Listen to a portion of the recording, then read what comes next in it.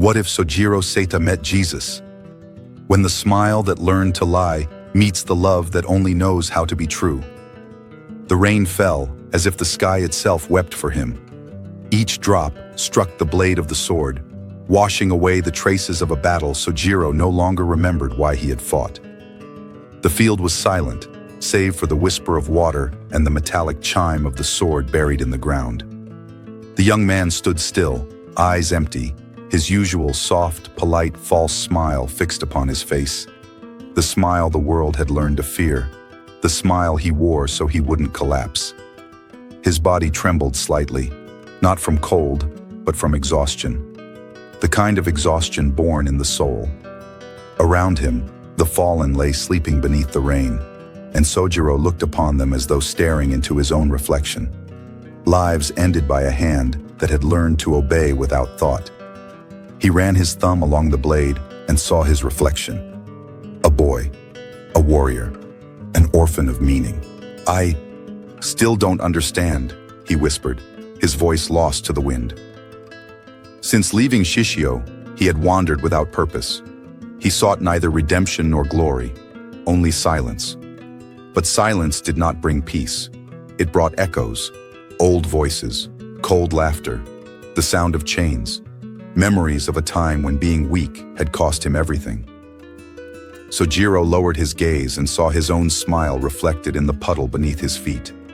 A beautiful smile, controlled, perfect. But the longer he stared at it, the more grotesque it appeared. "Why do I keep smiling?" No answer came. As a child, he had learned quickly. Those who cry are beaten. Those who feel are destroyed. His family treated him like a shadow, an unwanted burden. He slept on planks, ate scraps, and every attempt at self-defense only worsened the blows. Until one day, there was no defense left, only the smile, a reflex, his final means of survival. That was how Sōjirō had found him, a bruised boy smiling through tears. The cruel man had taken him in, not out of pity, but out of curiosity. "You have eyes that don't flinch," he'd said, "perfect for a killer." Sōjirō believed him. His master fed him, trained him, shaped him, and poisoned him. He learned to kill without hesitation, to smile while taking lives, to believe that mercy was weakness. But even after his master's death, something inside him refused to die, the doubt. Now, alone in the soaked field, he looked toward the horizon and felt a void that no victory could fill. "Is there anything beyond this?" he murmured. The wind grew stronger, pressing his drenched cloak against his frail frame. The sword fell, and he sank to his knees.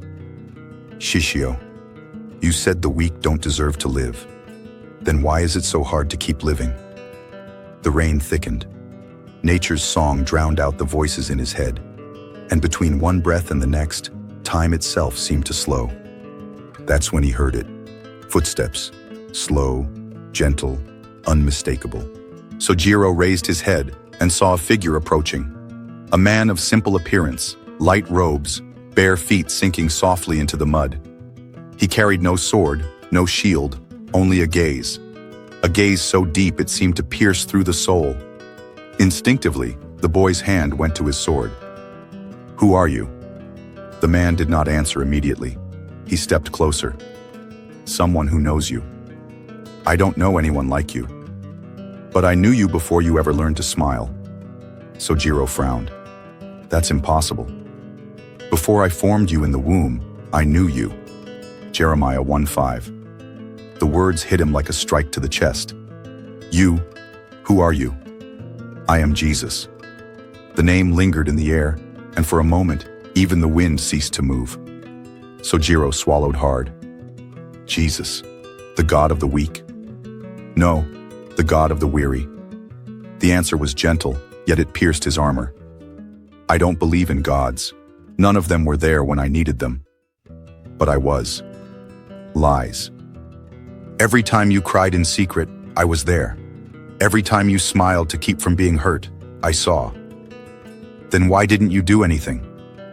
"Because love never forces. It waits." Sōjirō turned his face away. It makes no sense. I've killed. I followed a man who believed compassion was weakness. I laughed while others died. And yet, something in you survived that evil. What could possibly remain? The desire to be loved without fear. The words cut deeper than any sword.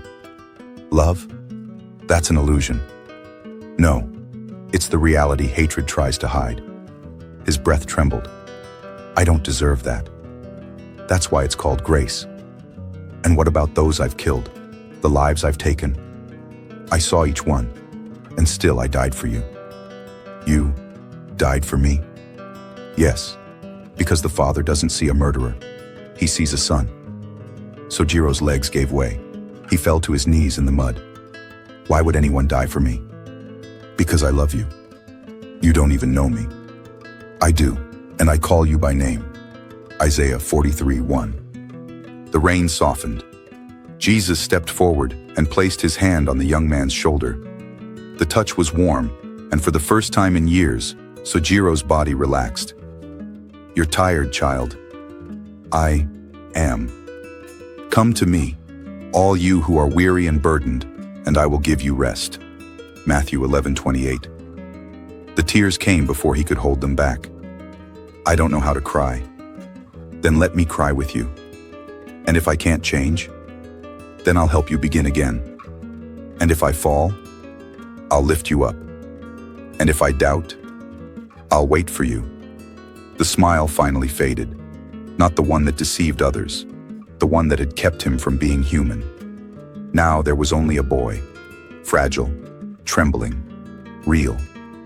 Jesus knelt beside him, and together they remained there under the rain. For a moment, the entire world fell silent. And in that silence, something new was born. Sōjirō saw flashes of his life, fear in others' eyes, blood on his hands, Shishio's face telling him that the world belonged to the strong. But now, another voice whispered inside him, Blessed are the meek, for they shall inherit the earth. Matthew 5:5. He lifted his gaze. I want to live differently. Then live, not as one who fights to survive, but as one who's discovered he's already loved. The sun began to break through the gray sky. Golden light touched the wet field, turning every raindrop into a jewel. Sōjirō rose slowly. The sword was still there, buried in the earth, covered in mud. He looked at it in silence. This sword gave me everything I have, and took what was truly yours. What was mine? Your peace. He breathed deeply. With a slow motion, he drew the sword from its sheath and drove it deeper into the ground. The sound of metal cutting earth rang like the end of an era. Jesus smiled. Now the true path begins. What path? The path of grace. A soft breeze passed. When he looked up, Jesus was gone. But his heart was light. The weight of the past was gone, and the fear of the future had vanished.